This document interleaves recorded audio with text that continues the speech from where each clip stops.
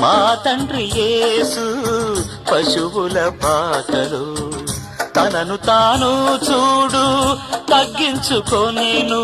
కుమారుడు క్రీస్తు ఒలివల తోటలో, కుమారుడు క్రీస్తు ఒలివల తోటలో మోకాళ్ళ కన్నీళ్ళ ప్రార్థించే చూడు.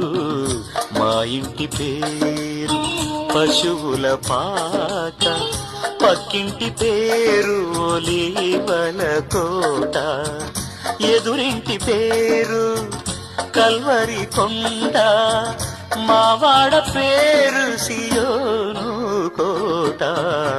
మా ఇంటి పేరు పశువుల పాక, పక్కింటి పేరు ఒలివల తోట.